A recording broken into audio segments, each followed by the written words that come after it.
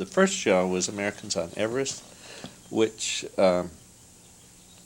Geographic had made and had made very well, and it was done. The next one up was Brigantine Yankee, and I think the third one was Miss Goodall and the Wild Chimpanzees.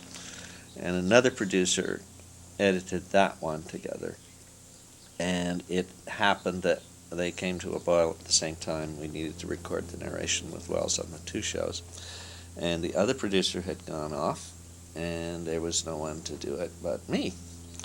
And in the tradition of having things taken away from you, even after I had my airplane ticket to go to Paris to record the narration with Wells, I thought I was going to be snatched back from the airport. And it was the first time I'd been let out of the country on the company's money. It was pretty fantastic. Went over with Bob Doyle, and we were to record the following day or whatever, soon after our arrival. But when we got there, Wells's agent, the Count du Tosca, as he was called, said, well, Mr. Wells is very busy. He won't be able to do it until he has a break in the schedule, and he's working on this film and so forth. Stay in your hotel, wait, and we'll call you.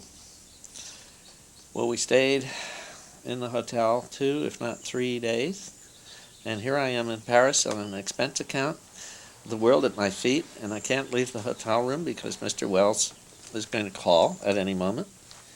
And they wouldn't even give us, a good idea. It was just stay and wait for him to do it at his pleasure. So finally the call came, sure enough, late at night. And we got in a cab and we went far out into the suburbs to the studio where Wells was working. And after waiting quite a long time there, he showed up, went into the recording booth, picked up the first script and read the T's badly. And I pressed the call button and said, well, that was good, but you dropped the word this, and if you use a little bit more energy, and da-da-da-da-da-da-da-da-da. And there was a long silence, and Wells said, well, you're not presuming to direct me. And I, full of chutzpah, but also just full of resentment at the way we've been treated, said, well, I didn't come all this way and wait for 3 days just to sit here sucking my thumb. I don't think I was quite that eloquent, but you get the idea. And there was another long silence, and then he stood up, and, these long flowing black robes, God, an imposing figure, not even thinking that he's Orson Wells, and he stormed out. And on his way out, he said, you, Mr. Noxon, are an impudent little snot. And that was it for that night. And we went back to the hotel. Next day, Bob Doyle did some negotiation, and we reunited, and we did another recording session. And he agreed to take comments after he had done the whole recording. And so we did it point by point, and I'd say, I want you to do this over again because.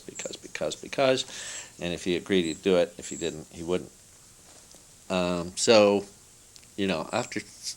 all this time, I came back to L.A. with a pretty good recording of one script, a dreadful recording on the other. I didn't even have 2 takes on many things. And I thought it was over.